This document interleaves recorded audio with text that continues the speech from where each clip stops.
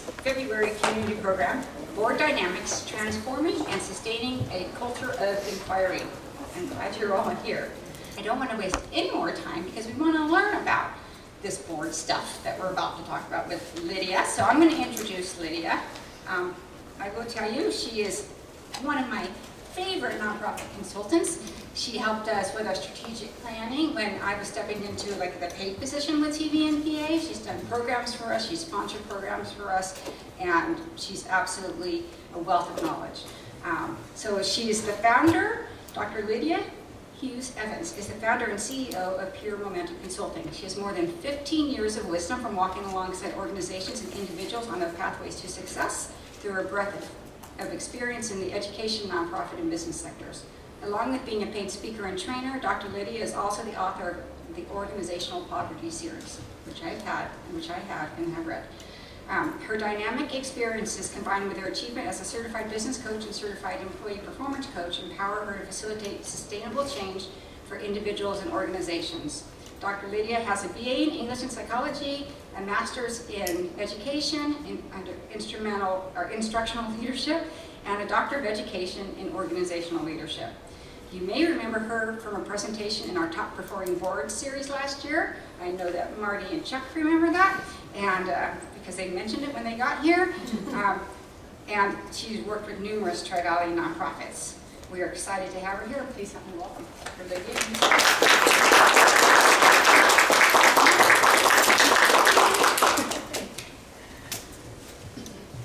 Thank you all so much. I'm like so excited to be here and hang out with you this morning. And I have to say, it's been a while since I've had the opportunity to just actually speak. For the last, almost like a year, I've been embedded into an agency as an interim ED and interim housing director of an organization in Oakland that provides services to transition age youth who are transitioning out of the foster care and juvenile probation system. And so youth ages maybe 16 to 24, 25. And we provide housing support and voucher support, independent living skills, and career and education services. And I've been doing my consulting practice for a long time. So it's been a while since I've been like in an employee seat and like supervising staff and programs. I'm like, holy moly, the world is way different post-COVID. It's way, way, way different. And staff is different. The communities are different, the needs are different, and therefore as boards, we have to be different because it's just a different landscape out there. So I'm like just super excited to have the opportunity to be able to like speak and not have to like be on Slack all day and like in meetings and like apparently that's all EDs do is just be in meetings all day. So, but I'm like really, really happy to be able to be with you today and to spend time together. So I'll be going through a few things around culture of inquiry, and I also want to make sure that we're couching this within the idea of diversity as well, because actually diversity is part one, right? Getting the right people into the room, and then this is kind of like how you keep them there, right? And how you engage them there. So that's kind of what we're going to be talking about today. My slides moving? Yeah. All right, perfect. Okay, so we have a little bit of a roadmap here, and so we're going to look at setting the stage, which is what we're going to talk about, board culture, introduction to kind of the culture of inquiry, 4 common biases in board culture, when culture of inquiry is missing, and then what is like humble inquiry. There's actually 2 books that my team and I kind of used to put this presentation together, and a lot of other resources that are inside of the PowerPoint, so when you receive it, you'll have lots of fun stuff to click on and explore. Then next we'll look at how to build a culture of inquiry, looking at trust, information sharing, teamwork, and dialogue. And then some of the barriers, how can we assess what's really happening in your board right now and where you may be able to like plug and play some of this stuff that we're going to talk about, and then making sure that we can maintain and sustain a level of a culture of inquiry. And really inquiry is curiosity, right? And that actually is kind of the basic foundation of relationship building. And if we don't have the time and capacity, we're running so fast and we're in this kind of like nonprofit crisis mode and so many things need to get done, sometimes we miss the very basics, and then we're not sure why things kind of start to fall apart. So I'm going to start with setting the stage. What is board culture? So this is our first book, Culture of Inquiry. And so we're looking at some of the aspects of what makes up culture, right? But we know culture is essentially like people, traditions, rituals, how we build, how we actually be together, right? The organization that I'm in is called Beyond Emancipation. And so we say, in short, it's like BE. So culture is how we be together, right? Like what that actually looks like, all the pieces and parts of it. So a few things to note. Basics of culture is trust, right? Respect and inclusiveness, which we know is the foundation of any kind of relationship. I've been married and divorced a few times, and I tell you, trust is kind of important. So the capacity to explore divergent views. We're not always going to agree on everything, like period. We're not the same people. We come from different places, perspectives, point of views. That's what it is. It'll always be that way. But how can we still maintain trust and relationship and respect for one another, even if we don't agree, and even if I need to dissent? A willingness to gather relevant information to inform decisions, equal access to information, and that's not even just like having access to the Google Drive, but it's also like how the information is actually presented, right? So we know that there's like different types of learning styles and different ways that people process information. So if we have all our information that's only written, what about the visual people, right? Who are probably kind of struggling to like see that and understand that and interpret that. So we want to make sure that it's accessibility, not just to actually getting into it, but how things are presented. The presence of active feedback, giving and receiving feedback. I may need to actually throw that in there because that's a thing. And that's a big part of creating an inclusive culture and a culture of inquiry. We have to be able to like say sometimes things that may be a little bit difficult to say. And we have to be able to hear and receive without getting offended or taking things personally, things that may be a little bit difficult to be able to hear and receive, so that we can continue to be in this culture of community together, right? And then obviously, which nonprofits and boards kind of naturally bring to the table, is an individual and collective commitment to the decisions, the plan of action, and accountability for follow through on what we said we were going to do. Which can be difficult at times because we're all different and we all think something different should happen, right? But those are some of those basic tenets of what the culture is and what board culture is, right? So when we're thinking about what's actually happening, this is what's going on undergirding these meetings and Robert's Rules of Order and all the stuff we have on this agenda, right? This is the stuff that's in the foundation. And if some of these pieces are missing, the rest of that stuff doesn't really work. So we think about inquiry as questions, but it's not just like this kind of like, just keep going in circles and keep talking about things and never actually agree on something or move forward with action. And so it's also not just like a tool, it's like a way of being. It's a way that we're going to choose to be. And we have to continue to make that choice every time we show up in that boardroom together. Right. Okay, so 4 common biases in board culture. So first one is groupthink. So that's when, let me just start with why are we so averse to conflict in nonprofits? we don't do that well. We want to stay away from it. We have difficulty having those difficult conversations, even like within ourselves and within the groups and the teams that we should be able to have those in. That's really difficult.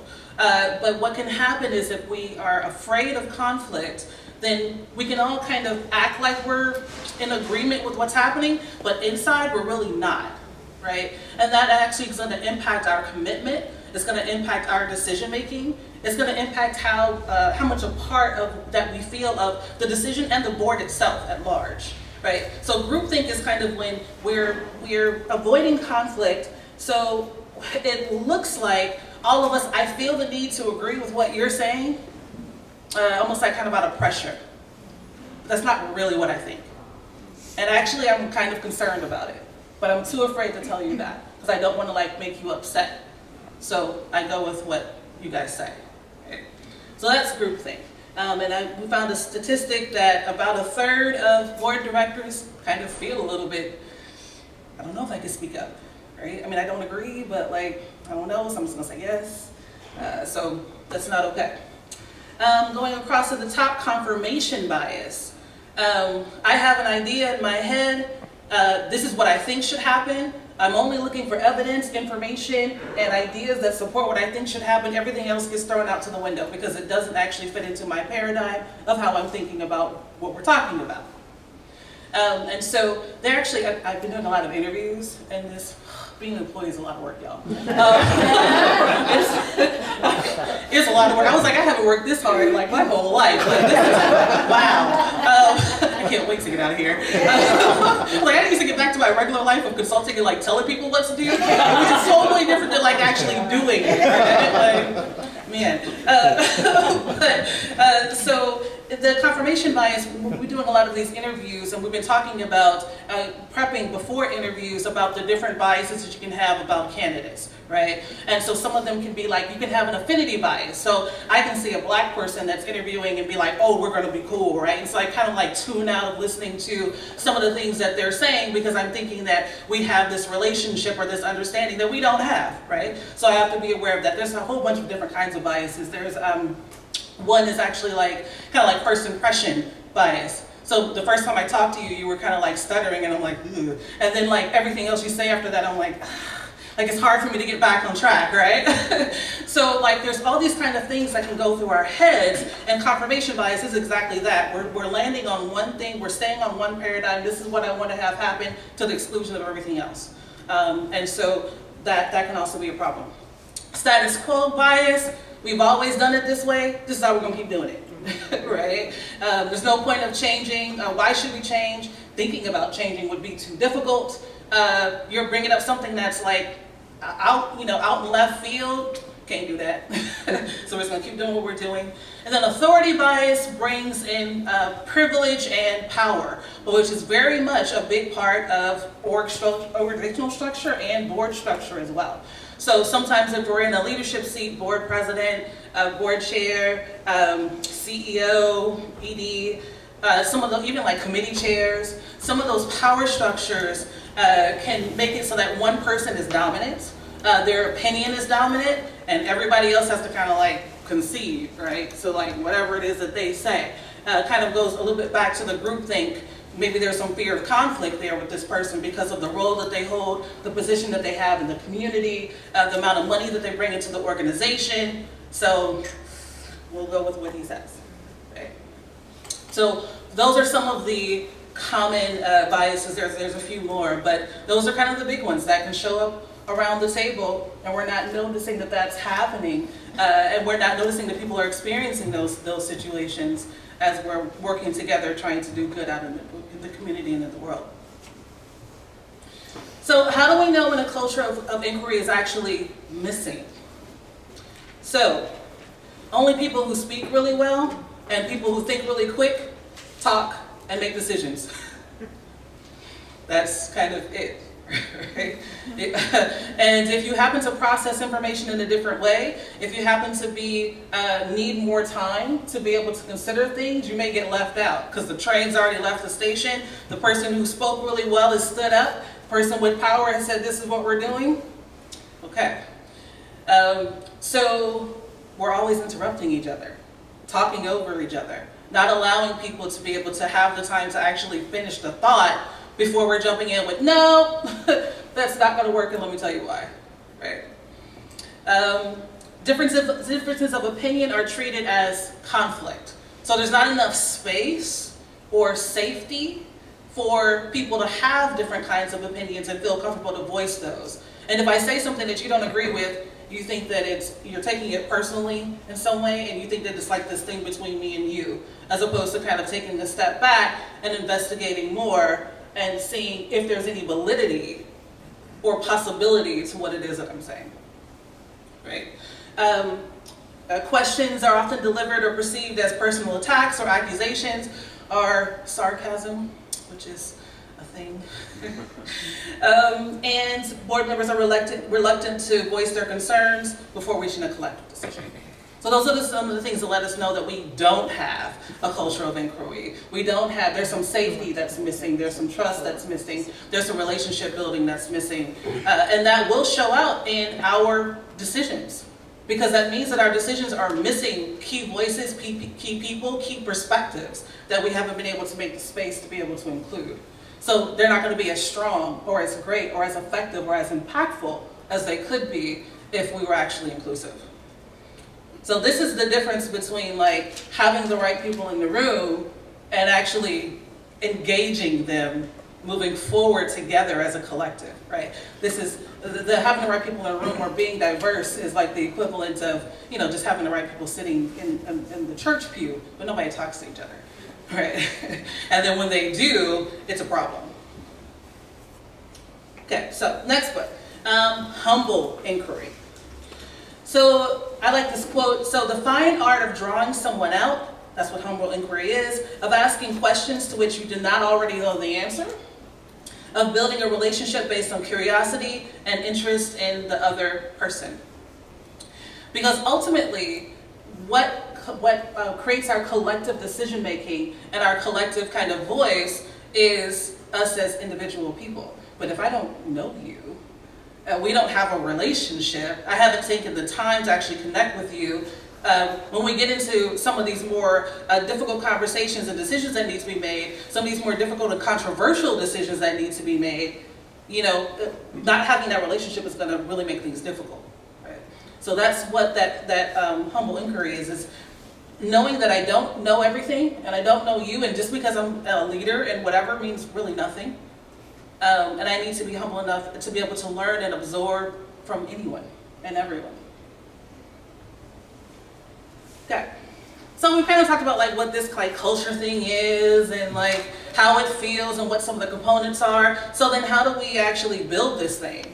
And so we need these 4 pieces. We need trust, information sharing, teamwork, and dialogue. So let's get into trust.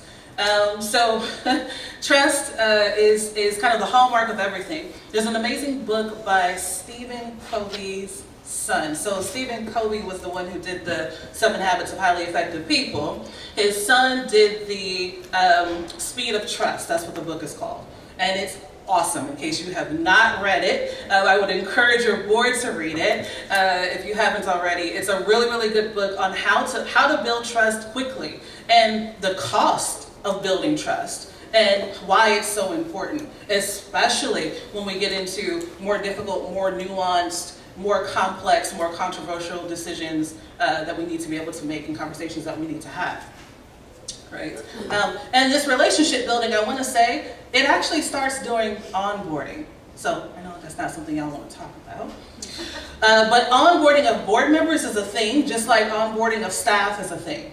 So in my position, I'm hearing a lot from staff about different things that are kind of happening in the org culture, and almost 90% of it is related to very poor onboarding.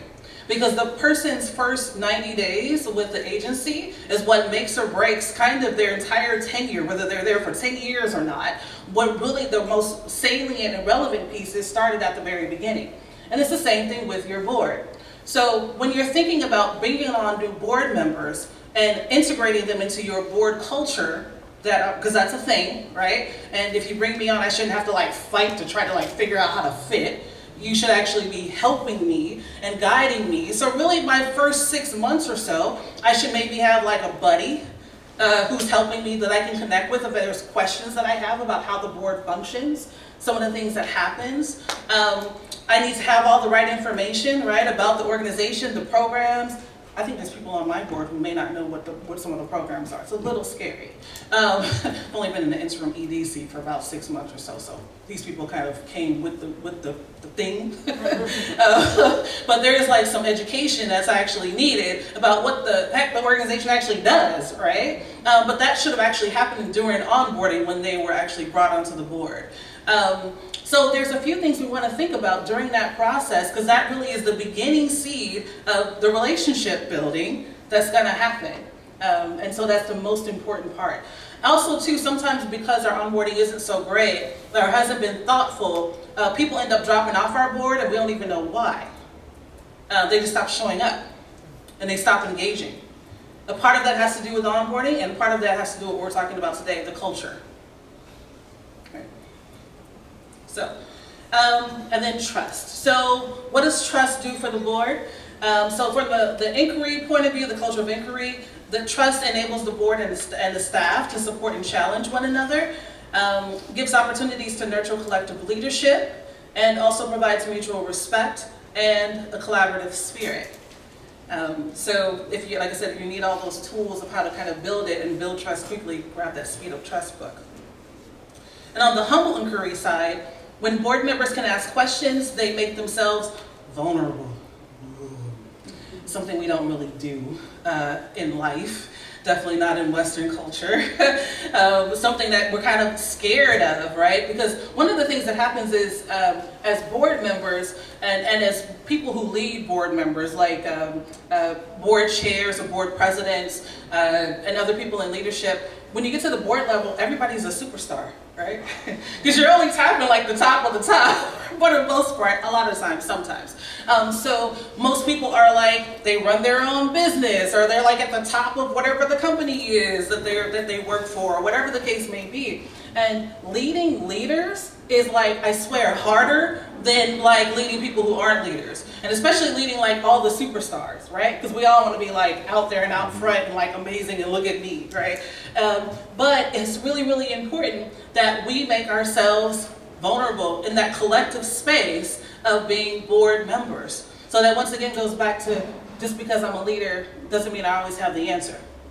And just because I'm a leader doesn't mean I'm always leading in every setting in my life. There should be some settings where I'm a follower, right? So that's part of that vulnerability. So when a board member is asked to open up and open and authentic follow-up questions, trust builds because they've been genuinely heard and paid attention to. And at the end of the day, that's probably what everybody wants and needs, is to be heard, right? So that kind of goes back to that chronic interruption stuff, right? Which is the opposite of letting people be heard. And we work better in complex interdependent tasks with someone that we know and that we trust. So, how to start building trust? Set the tone from the top. So the board chairs and the EDs, all the people who are at the top have to actually like take this kind of stuff seriously and find ways to think about like how we're doing in these areas, right? And to be okay with holding ourselves and the group accountable. Because that kind of goes back to that we can't be adverse to conflict. Sometimes we have to have conversations. If these are the norms that we're agreeing to, and you're showing up different, we may have to talk about that, right? And that's not me like scaring you off or like saying that you can't participate or anything like that. But if we've agreed that this is how we're going to be together, and you're showing up differently, we may need to have a discussion. So, and we need to agree on what those rules of engagement are going to be. If I need to be able to give you feedback and receive feedback, I need to kind of know what that is, right? Starts with that relationship, because if I don't have a relationship with you, it's going to be really hard for me to like speak something into your life, especially something that may be difficult for you to hear. And it'll be difficult for you to hear it from me because you don't know me, right? So how you may interpret what I'm saying may be, it may be harmful for you, right? So ahead of time, before the stakes get high, before we need to have a difficult conversation, we kind of need to agree on how we're going to communicate together, right? What do we need in order to be able to feel open and honest and have open and constructive feedback with one another? What do I need? What does that space look like? What do you need before things get hot? Okay. And then, of course, helping board members to get to know each other and build those relationships. And all of that happens outside of the boardroom, because you don't have time to do it in the boardroom because you got that long agenda and all that other stuff and staff presentations that are coming in and X, Y, and Z. So that means that you have to be intentional externally, outside of the boardroom, to be able to build those relationships. So going to coffee or sharing a meal, or maybe having like all the new board members who joined in the first 6 months, they have like a special dinner. And the board president goes and they kind of get some feedback, like, how is it working out for you? Are you enjoying your service? Do you feel connected? Like asking those kind of things, right? But making that relationship building a big important part of it is really important. And especially if we're going to be being inclusive in our board, if we're going to be bringing in people from the community who are going to be serving on our board, or maybe past participants of our agency who have received our services who are now coming to serve on our board, it is imperative that we build that relationship and we help to foster that integration into the board culture. So, and that may take a little bit of time. And then during your board meeting, maybe you can do some like quick check-ins, right? Just to see how people are doing. Or some sort of like, fun question or fun fact, just to get to know each other just a little bit better while we're sitting in the same room, before we get into all this stuff on the agenda that we have to cover. Number 4, we need to create the conditions that support candor so we can be open, and consensus. So we need to separate having the conversation and making the vote. We have the conversation and the discussion, we hear all the feedback in this meeting, and then we make the vote in the next meeting. Quite a few reasons for that. Number 1, if you do it together, you're probably going to lose some people. And there are some people who need more time to process, to think about it, to compare the information, right? So if I hear all the discussion and then force you to go to a vote, that's going to leave some folks out. Remember, the people who may not be the quickest of thinkers, right? They get left out of the fray here. So that's one way to be able to think about providing candor and consensus. So make that space for candor consensus. Appoint somebody to be the devil's advocate. So there's a book called The 1 Minute Millionaire, and I think it was by the Mark Victor Hansen guy, the chicken soup guy. And so he talks about, I think I've said this before, some things before. He talks about the hare, the owl, the turtle, and the squirrel. It's kind of like 4 different kind of like personality types. And the hare is the person who has the ideas coming up all the time. We should do this and we should do that. There's a lot of people on boards like that. Oh my gosh, they drive me nuts. And so they're like, no, we should go in this direction. We should do this. And those are the people that usually kind of sleep with the book by their bed because they have all these ideas. I got to write them down. And then there's the owl, who is the strategist and the thought partner. Okay, Mr. Hare, let's take one of your ideas and let's go from A to B. What are the steps? What's the process, right? I'm an owl. That's what I do. Which is why the hair drives me nuts. And then there is the turtle, who is the person that's the pessimist. We're we hate when that person starts talking because we know it's going to be negative. And we really struggle. But in reality, this individual is our risk assessor. They're the person that's ooh, we go that way, it's going to be lemons off a cliff kind of a situation. Have we thought about this? Have we thought about that? And the hare's we ain't got time to think about all that. We just got to go make this decision and do this thing, right? But the turtle is actually really important. And if you don't value that person, you can end up with some really big crap, right? Because you move too fast. And maybe you have that groupthink thing going, right? That we talked about at the beginning. And it's really the turtle who's ooh, there's something that's missing here that we didn't think about. And then there's the squirrel, who's I'm not coming up with the ideas. I'm not going to come up with strategy. I'm not going to poke holes in anything. Just tell me what the heck to do so we can leave this meeting, right? What are the next steps?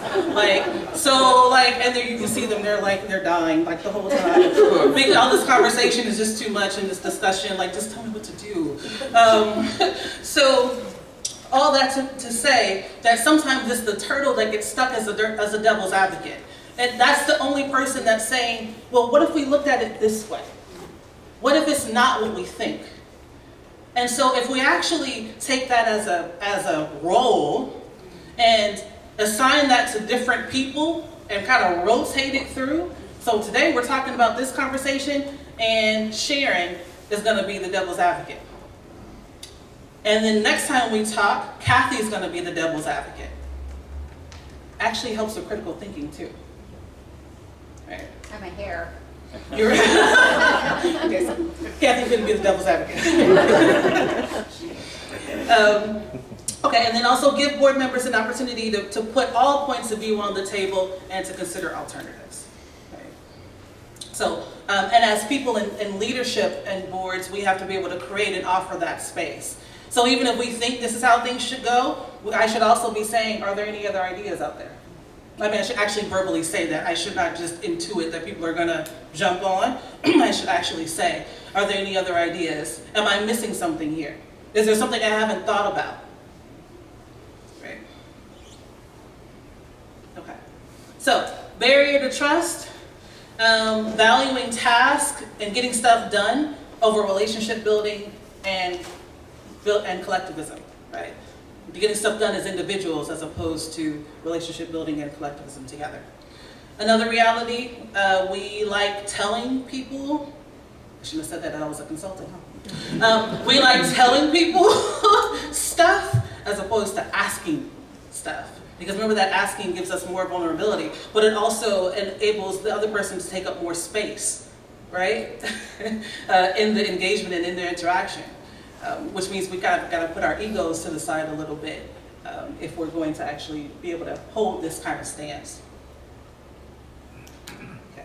Does your board have sufficient time to review relevant materials before a meeting and during a meeting? And do they know what will be asked of them? This gets back to that Google Drive situation that we talked about. Having access to the documents, making sure everything is in there, making sure it's also accessible, right, to different learning styles, ways of interpreting information, neurodiversity, at least one or two, right? We should be thinking about that as we have information there. And then also to making it okay for a space to be like, if there are questions or concerns, or if somebody's really like confused, right? Within the board meeting or within the process or within the information that's being presented. Sometimes because we're all like, we want to be really smart and we want to show people that we're all accomplished and everything, we actually have a question, but we're afraid to ask it because all of y'all are also really smart and accomplished too, and we don't want you to look down on us, right? So making sure that we're making space to be able to ensure that people know what's going on.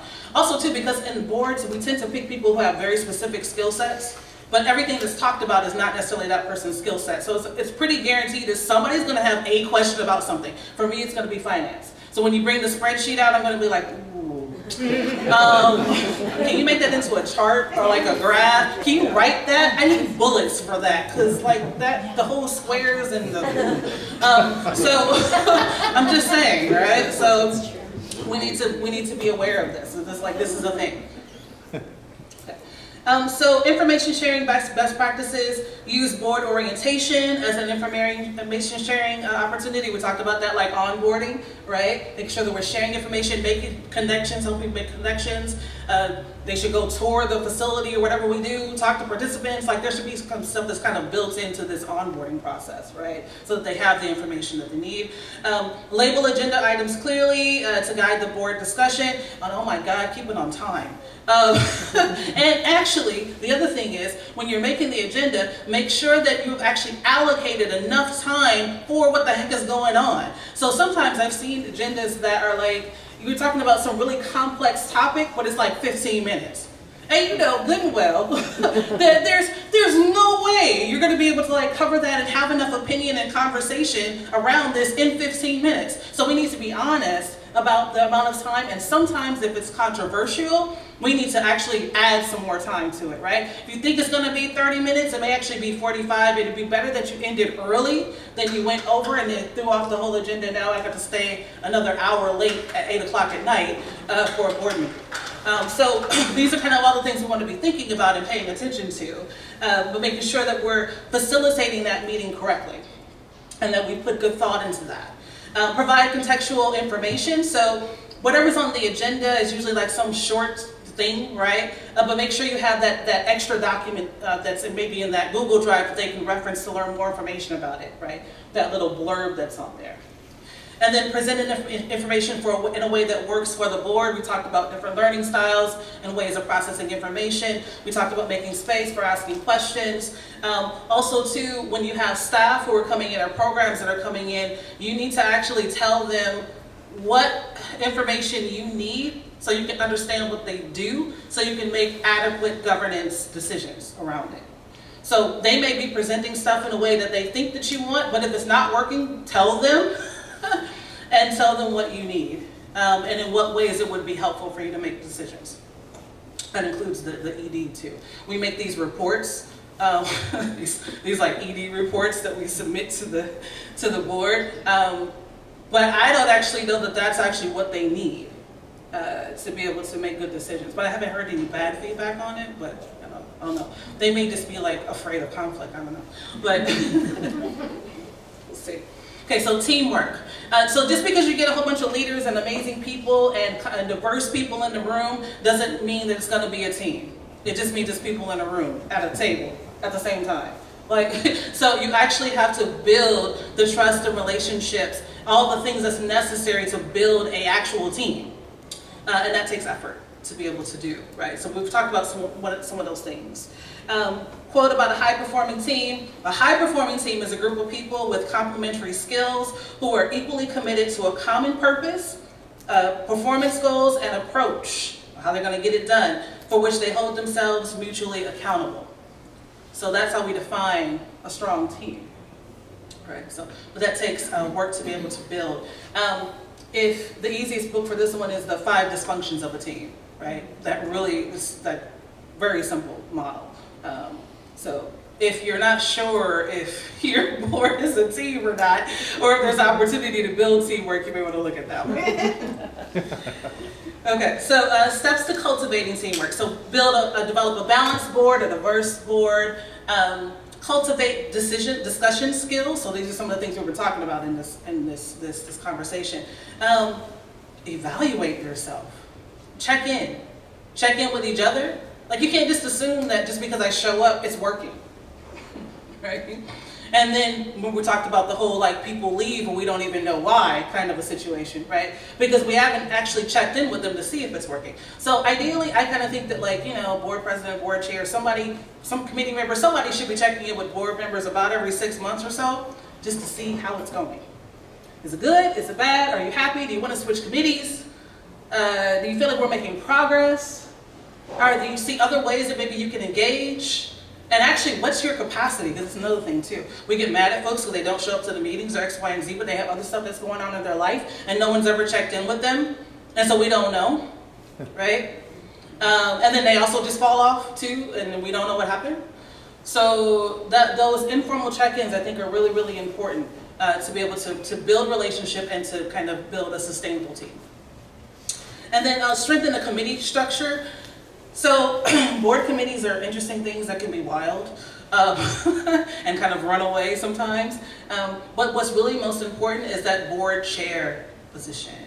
Because the board chair position, the committee chair position. Because the committee chair position is the one that's actually like sharing out the information about what's happening in that committee back to the full board, right? So I swear, I think that there should be job descriptions for these things. Actually, all the roles on the board, to be really honest. And I don't mean just that thing that's in the bylaws with like that one paragraph that talks about what the board president does, but like actually needs to be really clear, because what the board president does at one organization is quite different of what those actual real-time responsibilities are and tasks are than it is somewhere else. So like those kind of officer positions, ideally we have a job description for, and particularly the committee chair positions. It's really clear what they do and what they're responsible for and how they're responsible, because they're responsible for the a smaller team, right, within the board. So we should be clear about that. Also, it gets us out of the way of having difficult conversations that we don't need to have because we haven't been clear about expectations. Job descriptions are kind of one of those ways to be able to do that. Okay. So cultivating a board with diversity. So we want to bring a diversity of experiences, of race, of expertise, of gender, of age, of socioeconomic status, of accessibility, all the things that we think about when we think about diversity. And because a nonprofit is most strong when it has a diverse board. And so a diverse board leads to better decision making, better connections, better discernment, because like I said, you got more people who are like maybe the wait, so we don't fall into the group think situation. Better networks, right? We have more networks, different types of networks that we can tap into, the more diverse our board is. Better support for the CEO or the ED, especially if they're BIPOC. So in the last, that's why I'm sitting in an interim EDC right now, is because the executive director who was there is burnt out. Could you explain BIPOC for folks in the room? Yes. So it would be Black, Indigenous, or Black or people of color. Black, Indigenous, or people of color. I'm thinking.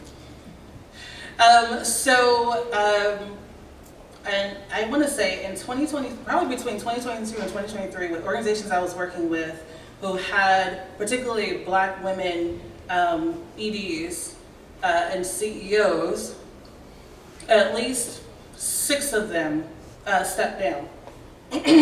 And one of the major reasons that people were citing was not being supported by their board, not feeling supported by their board. And feeling as though, like they were kind of by themselves, right? Those are very isolating positions. Like, I'm really experiencing how isolating this position is. Because you're leading a whole organization. You may have a leadership team, but there's things you can't really say to them, and you're actually responsible for supporting them. So then the only person who's supporting you or group or entity is supposed to be the board, right?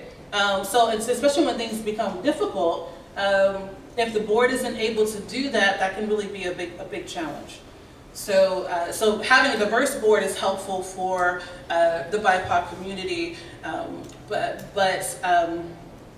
specifically if the ED and CEO or person at the top who's leading the organization is also a person of color as well. Okay, and of course it gives a better insight, right? We have more ideas, more perspectives, more ways of looking at things. Okay.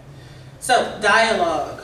So the intention of dialogue is not to like advocate, which we like to do, and we always do that a lot. Sometimes advocacy can be a problem, when actually you just need to kind of like ask, inquire, right? Like we're always like fighting for something, but like sometimes it's not the best approach to discussion, to dialogue, and to getting our needs met.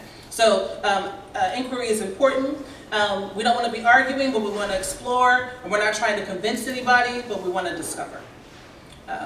So that's what dialogue kind of is. So how we make dialogue happen is like refocusing the board meeting agendas in a way that offers an opportunity for dialogue. It makes dialogue expected and kind of safe, right? Offering that safe space for having those conversations. And like I said, inviting in dissent. Invite in someone does. I mean, we're talking about this. Really, nobody in the room thinks differently. No one.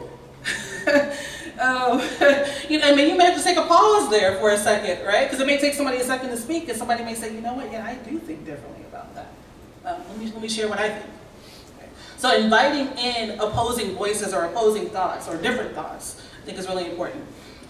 Framing questions rather than arguing the case. So sometimes I think we kind of act like lawyers, and we're like, they're gathering this evidence, and I'm going to like tell all this to you, and this is why we're going to do this, right? But actually, we should be framing more questions to promote inquiry. And so I need to also tell you more of the why around it, not so much the how, but the why around it, the context around it, and open up for more kind of like, these are kind of like the strategic things that I'm thinking about of why we're going in this direction. If I kind of can share more of the strategy or the thought behind it, then you may raise more questions about that, and then that may actually change the direction that we go in. But so a lot of us as leaders sometimes, because we think really quickly and we like do all this stuff, we don't take the time to actually explain what's going on up here, and that could be really helpful for people and for ourselves. Launch a robust discussion. We talked about this in some of those pieces. We've also talked about discuss at this meeting and don't discuss and try to also make a vote at the same time. And then help board members to practice constructive dissent, right? So make people comfortable to be able to say, I don't agree. And that doesn't mean that everybody goes, oh, now we're going to be here for another hour, right? Because now you're like, we're going to talk about this thing all over again or whatever. But making sure that there's that space and that opportunity for dissent. Okay, so barriers, what are some of the things that can get in the way of us doing all the things we just talked about? There's a few. So back to the conflict aversion. So if your board is conflict averse or hierarchical, it won't be easy to do this. You'll just have to work a little bit harder to be able to do that. Or if we have a lot of big personalities in the room or on the board, or big personalities in power on the board, it will be more of a challenge to be able to do this. It can be done though, still. And we talked about the importance of the board chair and the executive director or CEO taking this seriously, right? So if they're taking it seriously, it'll kind of flow throughout everything that the board does. If your board is stuck in the we always do it like this, that's also going to make it hard, right? The absence of discipline or accountability from the board chair to make it happen, or sticking to the commitment, that should be a better word, the commitment of the board chair and the CEO to foster this culture of inquiry. and also an unwillingness to act when new behaviors need fine-tuning or adjustment. Or we agree to these terms and this is how we're going to be together, and then someone else shows up different, but I don't say anything to that person. And I just kind of let them eat away at the culture that we're trying to build because I'm afraid of conflict. Right? So those are things we have to be able to have that constructive feedback. I think I'm going to throw that in there, some tips around giving and receiving feedback, because I think that's actually going to be important. Okay, so assessing your board, what are some of the things we should be thinking about leaving today? So how well do we foster a sense of inclusiveness among all board members? Do you find board members open to listening to differences of opinions with their peers or with executive leadership? How comfortable are board members in engaging in constructive debate within the boardroom on consequential issues or controversial issues about which there are clearly divergent views? Do board members receive materials in advance for proper planning? How willing are the board members to ask for additional information? What mechanisms or habits help ensure that all voices are heard? And lastly, how effective is the board in reaching sustainable agreements on complex or controversial issues? So this is kind of our litmus test that we can use to see where we are with building this culture of inquiry. Okay, so we're going to start with that. We're going to get a deeper understanding of the culture of inquiry. We have our 2 books, and there's quite a few more resources on the final slide for you to take a look at. And maybe if you're realizing you need to add 1 or 2 of these pieces, maybe you do that. But you start with like 1. Don't try to go back and freaking change everything that y'all do, because it's going to be a nightmare all at the same time. So you just pick one aspect and you really are going to focus on that for the next 3 to 6 months, right? Because you don't even meet that often, so it takes a little while for things to kind of gel, right? So you take one piece and focus on that, and then you build on another piece, okay? As you think about it. And then you continually monitor how the board is performing and continue to adjust accordingly. Okay, so that was it. We talked about setting the stage, building barriers, assessing, and culture of inquiry. Okay, I think I'm done. Do I have time for questions? Oh, yeah, definitely have questions, so yes. Okay, it was like there's no clock, so I'm like, I don't know what time it is. Question for you. One of the things that I noticed in our non-public role is about the 3 T's, right? The time, talent, and treasure. Mm-hmm. Oftentimes, my suggestion have always been when I speak to people is that if they only have 1 or 2 of the 3 T's, mm-hmm. they may not be the best fit for your board. The question is, what's been the best practice? How in terms of setting up responsibility or just providing, hey, here's what we expect of you if you do join. What are some best practices that you come across that we should be thinking about as a board or selecting a recruiting board? Mm-hmm. So I think it was Chris that was talking about, was Chris on? I think maybe he left. He was talking about something I had given him a while back. So there is such a thing as a board recruitment packet. And I can send that out as a template for you. It has some of the major pieces of what should be inside of it when you're actually, it should be something you create, it's a template, and then you give it to a prospective board member. So it has some of the information about the board members, some information about the organization, probably has a conflict of interest template that's in there.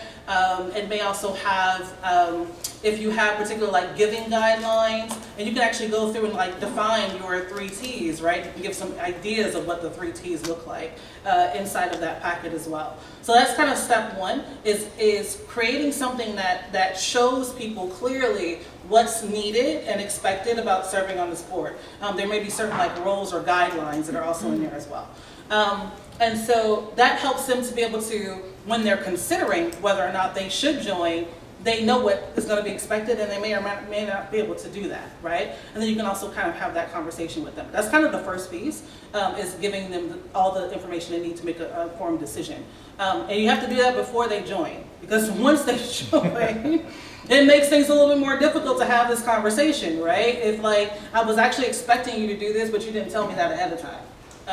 Even down to how many meetings I have to show up on, if I have to participate in committees and all these other kind of things. Whatever you want from me, you better tell me up front. I do think that all three of those T's are important. Me personally, I think people's life and situations change. And so maybe their financial situation may change. Maybe right now I can't give, but in the future I can. But if you like kick me out because I can't give now, like maybe you're missing out on something that could be a different shift, right? So there's ways I think of thinking about it. And also I think particularly with like the giving amount, a lot of organizations are doing things like something that's meaningful for you. And that can change over time. And if we're working on building a really, truly diverse board, socioeconomic status is a thing. That's a barrier. So that's something we have to kind of like think about. But like I said, also socioeconomic status can change as well. So we can be open to that. Thank you. Yeah. Yes. Some of the kind of suggestions you mentioned, such as separating discussion from votes or kind of allowing more time and agenda for discussion, right? And you also kind of mentioned the frequency of boards meeting is maybe not as often. How do you still accomplish those kind of initiatives, but also have decisions made so we're not, like we have to make some decisions very quickly. So how do you balance any recommendations? There's so many things that we can do offline that I don't think that we maximize that enough. So everything doesn't need to actually happen inside of the room. So it could be that we're having this discussion and we're going to wait a day or two and then we're going to do an online vote or email vote on it, right? It doesn't mean that we need to wait till the next month necessarily, but just thinking about ways of utilizing kind of offline platforms, shared Google Docs, other ways of getting information and making decisions that aren't necessarily happening in the room. Yeah. So that's one way. You said something else in your question though, and I'm blanking on what you said. So it's about the utilizing, basically like how to be fast, because we're a relatively newer nonprofit, right? So we're in the development stage where we need to make decisions quickly to be able to, sustain our organization.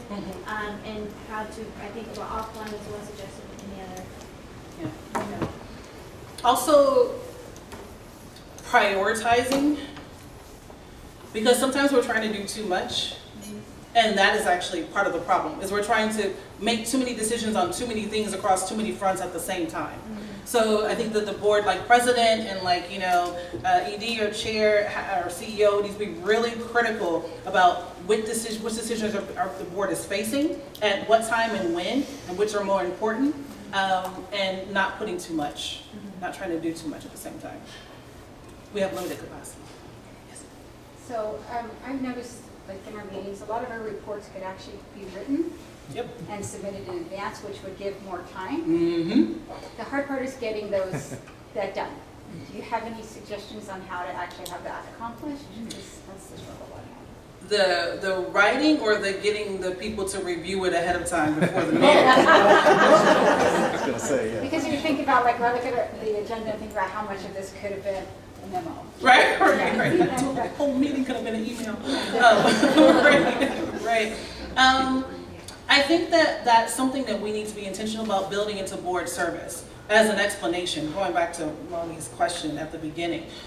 So all of board service doesn't take place in the room. And that's kind of somewhat the assumption, is I'm serving when I show up for the meeting, right? But there is some stuff that needs to happen kind of like in review. And we actually need to think about what that is. So some boards, if you're in the middle of your organization, in the middle of a lot that's going on, you may have a lot of strategic decisions that need to be made. And so you need to think about, like, when are we going to be able to make those decisions? And how can we do it in a way that kind of like makes sense? And then you need to kind of let people know that, you know what, we're going to need, during this period of the season right now, I'm going to need you to, set aside 1 hour a week or 1 hour every 2 weeks to review this information, so that when we come to this meeting, we're prepared to have a discussion and maybe to make a vote or whatever the case may be. So that's a big part of it, is actually being clear what we're asking people to do, and not just assuming that because we uploaded it into the drive, and we sent the email saying to people that it was in there, that they're actually going to do it. So we need to be kind of really clear of, I need you this week, the next 2 weeks, I need you to spend 1 hour reviewing this information. And because a lot of the people who are on boards are like, we're like overachiever kind of people, and like, I don't want to be the one that comes into the room and everybody else has already read it and I'm the only person that doesn't know it, they're probably going to read it. Because you don't want to like look silly. So some peer pressure there. And as far as like preparing the information ahead of time, back to capacity, also thinking about like virtual assistants, other ways that we can get everything up and in, other ways of doing that, right? So that would build time in the meeting to have deeper conversations as opposed to just reporting out. Exactly. That's what we want, right? That's when we can use that offline stuff for stuff that we don't need to take up more of our discussion and dialogue time. Yes. I just want to build on her question and comment. Like, you know, in cooking, you have a sous chef that does prep before the actual dinner service, right? Or like with actors, they sit down and do a table read to go through the script so they understand it. Right. So like maybe we could set a second meeting where we just do focused on like what is the agenda going to be for the deeper conversation of the actual board meeting, like a table read to go through the agenda or whatever. Well, that's typically what's supposed to happen with the board president and board, like the ED or the CEO, before, and that's usually an offline meeting, before the board actually meets. So that we are really clear on what's going to be there. But that doesn't need to be like that could be virtual, that doesn't need to be an in-person kind of a meeting that we do.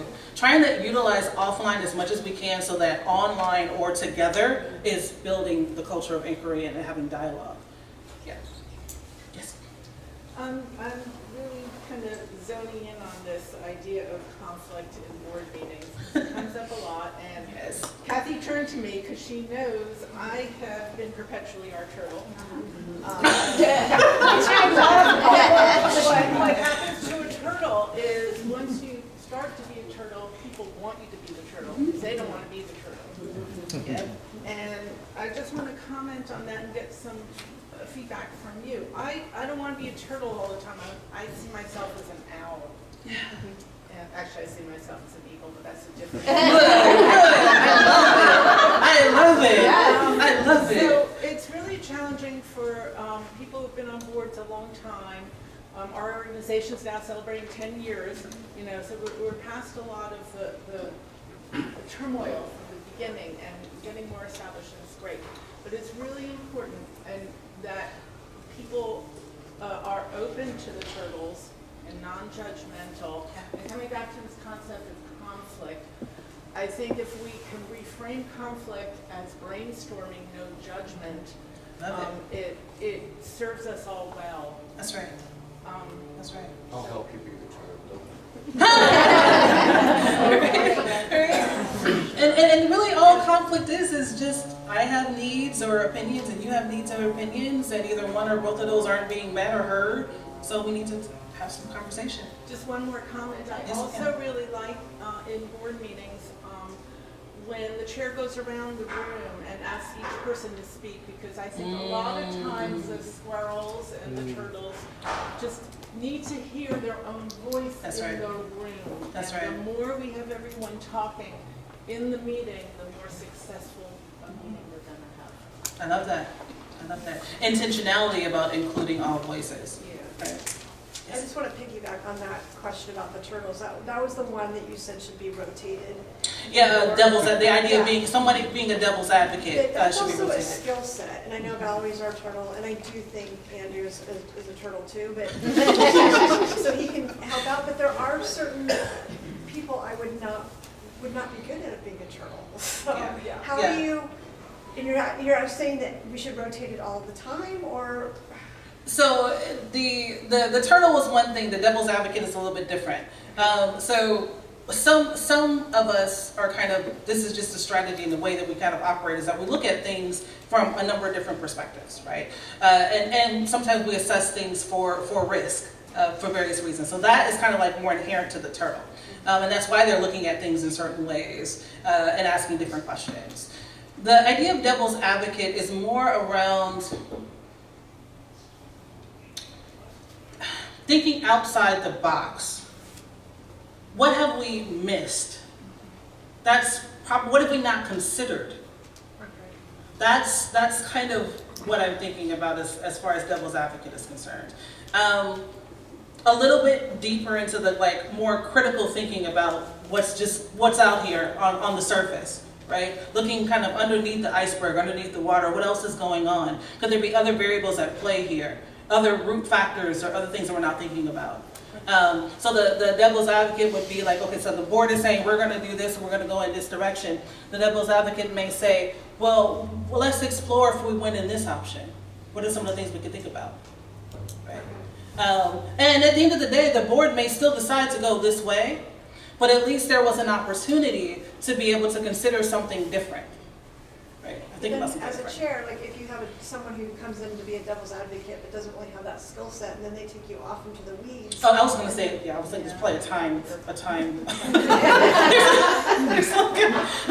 then you're out at deep end, and then it's hard to like, as a board chair, to like cut that person off and get us back into the discussion where we originally were. Right. So there are some rules. So there's a set amount of time.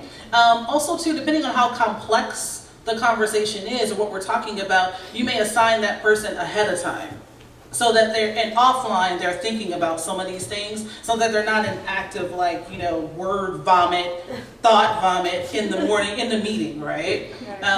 So you could assign a devil's advocate. We're going to talk about this discussion. When you come to the meeting, if you have any additional thoughts or ideas or things that we're missing, we're going to bring those to the meeting and we're going to talk about that. And maybe we talk about that for like 20 minutes. Right, and then at the end of that 20 minutes, we decide, A, if there's anything here that's salient that we do need to explore, if we need to slow down this decision-making process to explore some of these things that are salient that we really haven't thought about, or if, no, I think we have thought about most of these things, this is kind of where we are, and we can go ahead with what we're going to do. Yes. What are your thoughts on whose responsibility in the organization it is to initiate this process of developing a culture of inquiry? Definitely the people at the top. Definitely the people in a position of power within the organization. But I think that the easiest way to do that, as opposed to just taking this on and I'm gonna change this board culture of what we do, is to really kind of ask yourself the assessment questions. Ask the board what they feel like they're doing well, where we're doing well in developing a culture of inquiry, and where could we use some improvement. And you can also ask them what are some ideas that they have around creating improvement in these particular areas. And then you and the leadership team can take that back and kind of decide together what are some of those 1 or 2 or 3 steps, one small step in one small area that you want to start to work on to build that culture of inquiry. So I'm thinking it's technically the board chair's responsibility to care and nurture the board, right? Yeah. So I would think it would come from that person, but Absolutely. if that person isn't getting this, isn't on this wavelength, Yeah. then how do you address that? If it's an ED or a different board member, I'm just curious how would that be in a board setting or offline with the Yep. Offline, recording Lyle, show them the recording. That's the easiest way to go. And let's talk about it. Let's see what do these things resonate. Yep.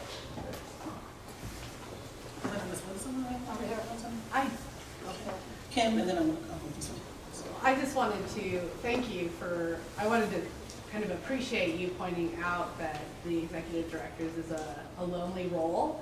And I want to emphasize that to the people in the room that it is a difficult role, and I appreciated you saying support, and I hear champion often comes out of Kathy's mouth about the board should be that for the executive director. I feel that. I'm not saying I don't feel that. Right, you have board members here, right? I have a lot of board members here, but I also, I don't know if you could kind of maybe speak to that a little bit more of what that looks like in both the board space, but also what us EDs could be doing maybe in order to create that supportive champion space.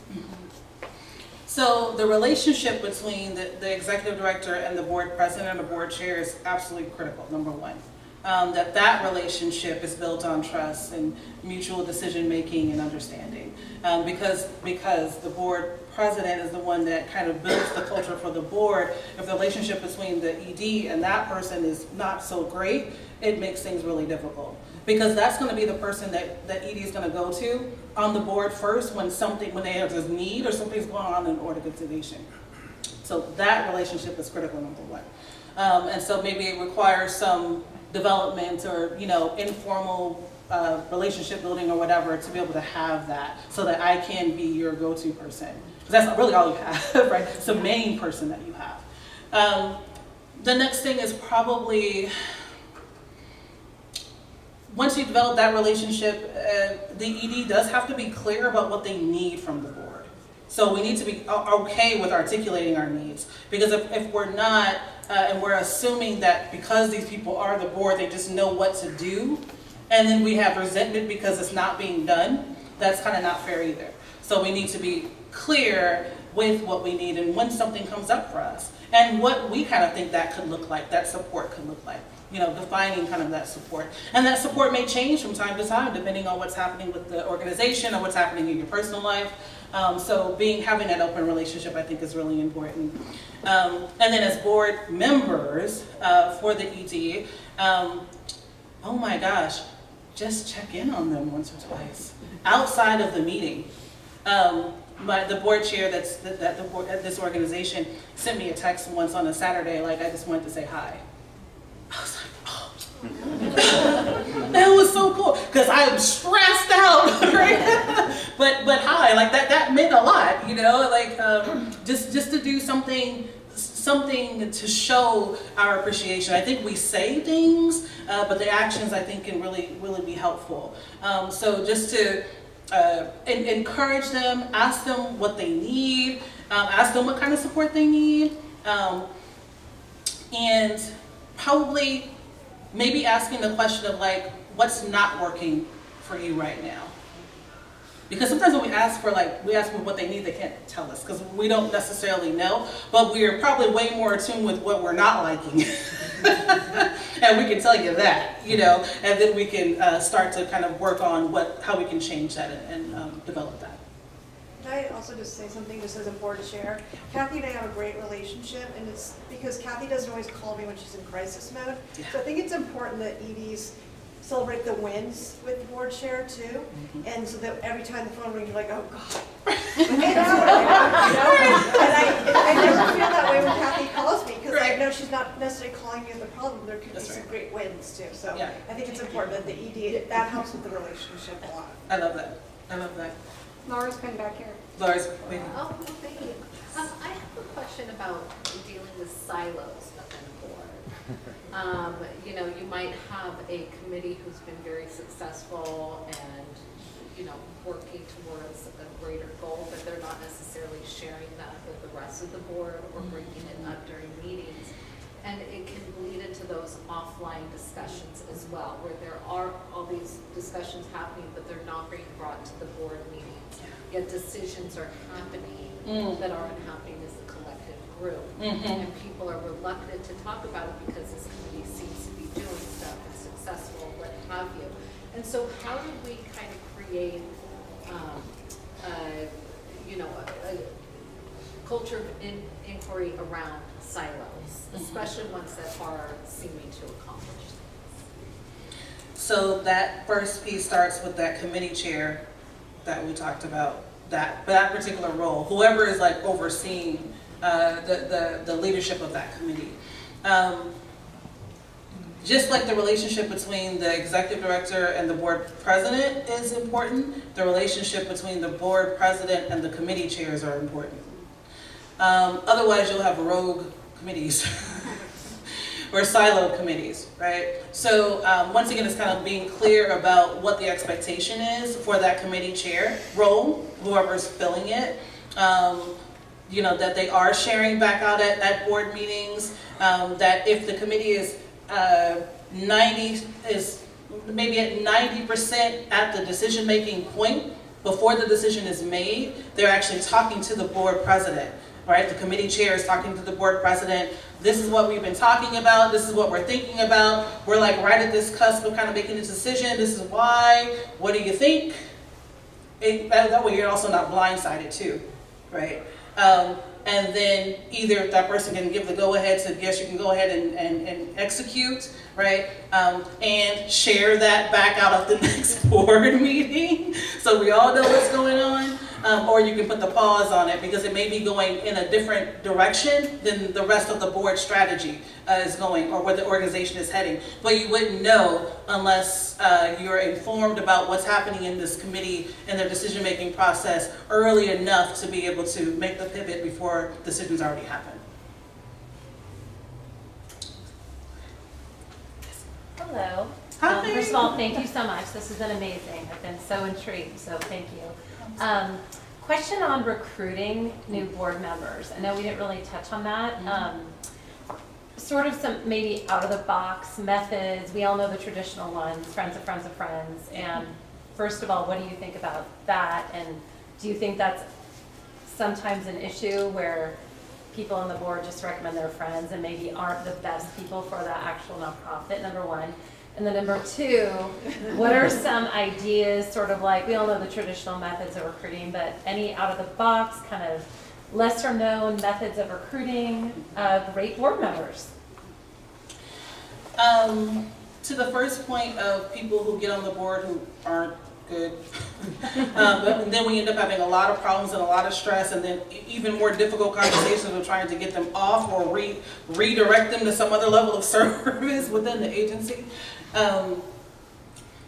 There should be some sort of standardized way that we're evaluating board candidates coming in. So just like we have some sort of standard rubric when we interview people around what we're looking for, what those look-fors are for that particular position or how they're responding to these questions or their approach or mannerisms or whatever, we need to have some sort of standardized way of being able to evaluate board candidates who we're looking at so that the board can make a decision. So that is part of it. Sometimes we can catch some of this stuff up front if we are knowing that this may be a challenge. And some of the things we can add into our evaluation is some of the things that we've talked about today, right? Questions and things that we've talked about. Dialogue, we're creating this culture of inquiry. Like, what do you think about that? Like, how would you feel comfortable participating in that? Or like all these kind of different things, right? Out of the box ideas, Chamber of Commerce, Rotary clubs, community colleges, both for like faculty and like students. I have a list somewhere. I'll see if I can find it. But those are the ones kind of off the top of my head for places to look at and think about board opportunities. That are kind of less traditional. So when you are thinking about recruiting board members, one of the diversity that I ask people to keep in mind would be age diversity. Yes. We're very fortunate to have that on the Bourgeoisie board, and it brings a lot of Changes the game. Different conversations, because traditionally, a lot of people maybe are late career to end of career board, or they have that time, but how would you be open to, and that changes when you can have meetings. That's right. If there are people who are leading careers or. That's right, yeah. And also too, our board needs to in some way like represent our community, right? So our community is not all this one particular singular demographic. So we need to be able to consider that. I love that. Time for one. One more? Okay, I think I had 3 hands. All right. Okay. This, and this. Okay. Yes. How do we get those people that we're serving, that we're supporting to a board? I remember you talked about that in the seminar last year. How do we do that? First of all, it's making the invitation. Sometimes we don't do that piece, so it's inviting, and in that invitation, it's sharing what some of their experiences may be, right? What are some of the opportunities? What are some of the benefits. We don't talk about that very much. But like, what are some of the benefits? Like, why should I come to, like, your group better be cool, right? Because I'm busy. So like, what are some of the benefits of like, of doing it, right? Particularly for the younger folks, they're going to want to know that. What kind of impact are you making, and how am I going to be able to be a part of that? So, but making that invitation, making that ask, thinking about some of the things also, and putting things in place that may be a barrier. So you're going to be paired with a board member. It doesn't matter if you don't have experience, right? We're going to be pairing you with somebody that's going to be your board buddy, right? So you're going to kind of like learn these things together. You don't have to like already know all this stuff. So some things to think about. Yeah. And then mine wasn't a question, it was more of a comment. Thank you so much for putting on this talk, because like I feel like since I'm doing a new thing, this is exactly what I need to hear. And it was so well researched, like I already bought on Amazon, I bought all of it. Thank you so much. It's really good. Thank you. I think it's the guy behind you. Was you raising your hand? Oh, sorry. I was like, it was so Well, sort of going back to what you were just talking about, the right members on the board. Yeah. At the same time, and maybe it's part of your best practices, and you were talking about the board recruitment, is getting away from doing it this way that we always have. How do you politely get some of those people off the board? And what is the right, do you have a 2-year cycle? And not that I have those members, but just, opening up some new spots and having fresh ideas, but yet keeping some people on there who know our mission and what we're trying to accomplish. Term limits is a thing. What do you call it? Scaffolded term limits is a thing. So everybody shouldn't be rotating off at the same time. So we need to make sure that those are staggered. That's the word I was looking for. Staggered time limits are a thing. There is something that I have in some presentation that's called, it's like a kind of a board member engagement plan kind of a thing. And so it's kind of like you would talk this through maybe every 6 months when you do that informal check-in with the board member. It has a few pieces there. And so that could be an opportunity for thinking through, ways, other opportunities to be able to serve. I think that's part of it too, is like, there's so many ways to serve organizations. The board is one aspect of it. And so if we're going to be transitioning people to their new phase of service, which is probably what we want to call it, we need to be clear on like what that is and where they can plug in. So we can't just like kick them off or like you can't hang out with us anymore. We need to give you a warm handoff to the new place where you're going to be hanging out at for the next 2 years. Can I just add a note to that? Yes. It's a private school board that I serve on. We have positions that are ex officios. And that's really nice because people have served on boards for a while and they've actually termed off, but they might have that institutional knowledge that you really don't want to lose that, but they don't have to vote. They can have input. But we found that to be super valuable, and they can also still serve on committees and so forth. So it lets them leave intact and feeling really respected. And it is a respected position, but you've also moved fresh people onto the board. Right. Advisory boards, emeritus, all that kind of stuff. Well, thank you, Lydia.